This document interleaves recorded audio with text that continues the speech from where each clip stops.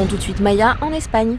Là, on va aller se payer une bonne tranche de Tsugomi, hein. Vous savez, le nouveau style Kawasaki là, pour ses aides depuis la nouvelle Z1000. Hein, la posture tapis, le nez plongeant, l'arrière relevé. Ben voilà, on va aller manger un bon morceau de Tsugomi tous ensemble. C'est parti! La Kawasaki ER6N est morte, vive la Z650. Comme son aïeul des années 70, elle a pour mission de mettre à portée de tous le style Z, mais en bicylindre cette fois. Silhouette trapue, ligne agressive, nez plongeant, arrière relevé, feu arrière à LED en Z, fini les rondeurs de l'ER6, place au sport façon manga avec des finitions dignes de ses aînés. L'instrumentation évolue avec un indicateur de rapport engagé bienvenu et un shift light réglable et déconnectable, en plus de toutes les infos utiles comme la consommation moyenne et instantanée. Côté pratique, les deux leviers sont réglables et on peut mettre un antivol U sous la selle. Ce qui est étonnant hein, sur cette nouvelle Z650, c'est vraiment sa facilité de prise en main. Alors, autant le R6 était déjà facile, mais alors là, c'est comme dans du beurre. Hein. Et puis alors même les nains, vraiment nains, enfin comme moi quoi, 1m60, posent les deux pieds à plat par terre tellement la selle est fine à l'entrejambe. La position est super naturelle. Très évidente, pas du tout en appui sur les poignets, pour la ville c'est juste génial. Le bicylindre parallèle de 649 cm3 a été revu pour une meilleure efficacité à mi-régime et reste bridable à 35 kW pour les permis à deux.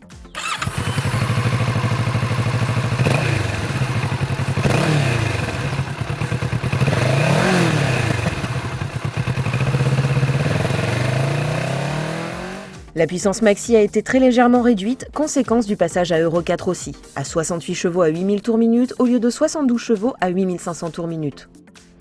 Mais le couple maxi est plus élevé à un régime inférieur, à 65,6 Nm à 6500 tours minute au lieu de 64 Nm à 7000 tours minute grâce au travail sur l'admission et l'échappement.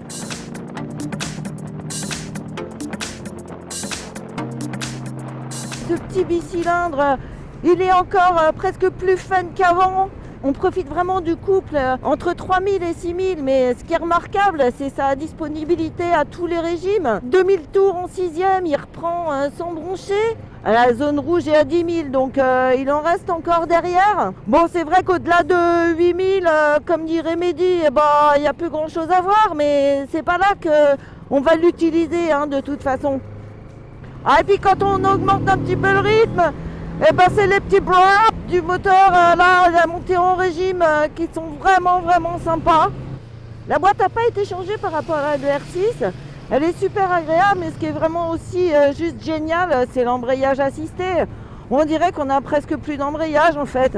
Et puis pour les plus sportifs, l'anti-dribble en entrée de courbe, c'est un régal aussi. Le poids c'est l'ennemi. Cadre et bras oscillants ont été retravaillés en profondeur. La Z650 ne pèse que 187 kg tout plein fait, 19 de moins que le R6. Ajoutez à cela une hauteur de selle abaissée de 805 à 790 mm et vous voilà sur une sylphide. Dommage collatéral, le réservoir a perdu 1 litre de contenance avec 15 litres et on regrette aussi que les poignées passagers se soient envolées.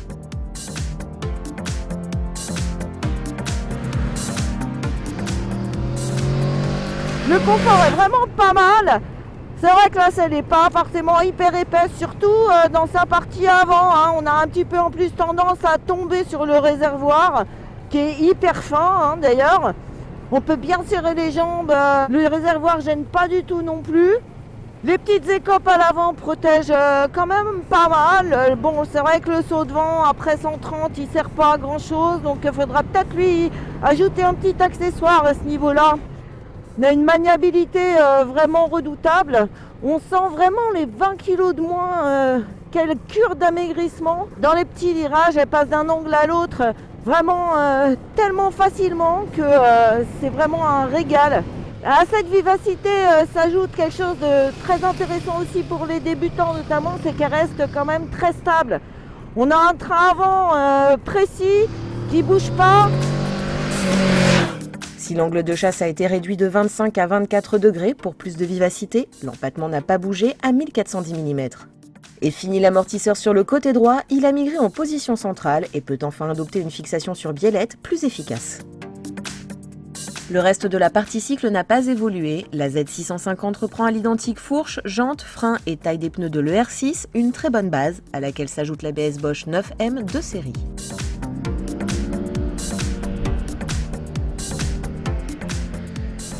Quant au freinage, eh ben, on adore.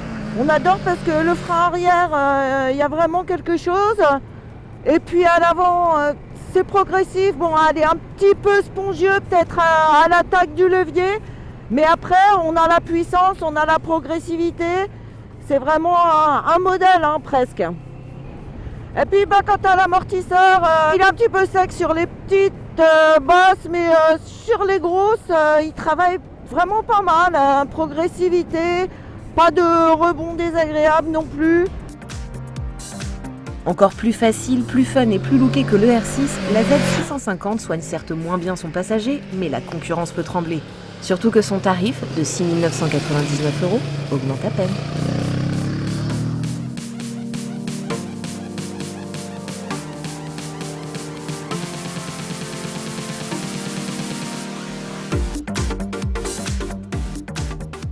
J'ai mangé trop de sugami. J'en peux plus. Allez, ici.